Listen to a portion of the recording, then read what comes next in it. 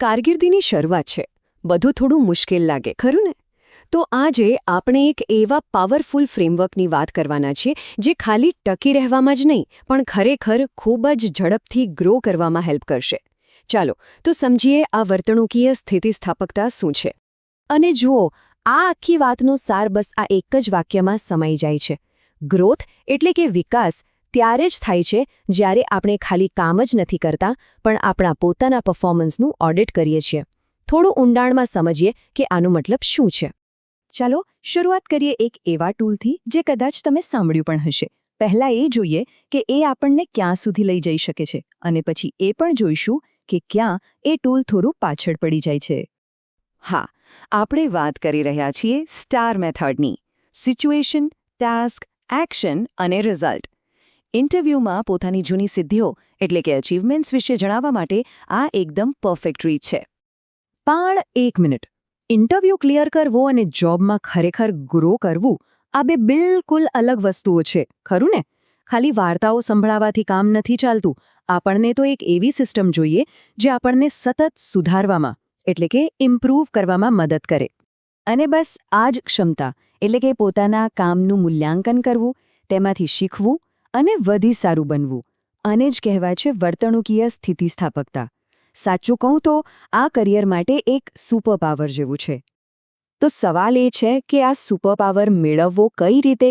વેલ, આપણે સ્ટાર મેથડને જ એક નાનું અપગ્રેડ આપીશું. એમાં ખાલી એક અક્ષર ઉમેરવાનો છે અને એ બની જશે સ્ટેર.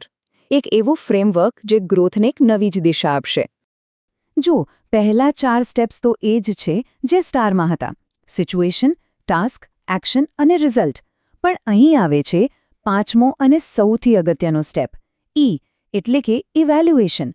ગુજરાતીમાં કહીએ તો મૂલ્યાંકન. આ એક નાનકડો ફેરફાર છે પણ સાચું કહું આ જ બધું બદલી નાખે છે. આને એમ સમજો કે કોઈ મોટો ક્રિકેટર કે ફૂટબોલ પ્લેયર એ ખાલી મેચ નથી રમતો.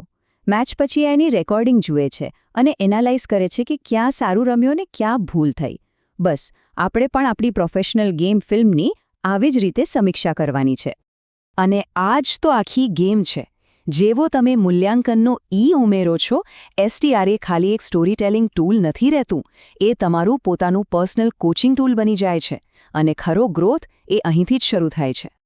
ઓકે, થિયરી તો બરાબર સમજાઈ ગઈ, પણ આને પ્રેક્ટિકલી અમલમાં કઈ રીતે મૂકવી? તો ચાલો હવે સૌથી મહત્વના ભાગ પર જઈએ.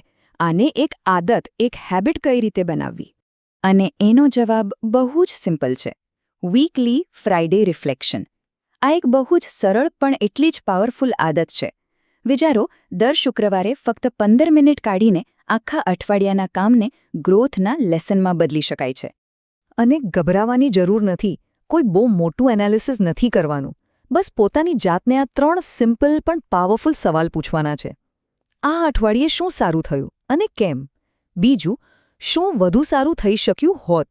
અને ત્રીજું, આવતા અઠવાડિયા માટે સૌથી અગત્યનો પાઠ કયો શીખવા મળ્યો?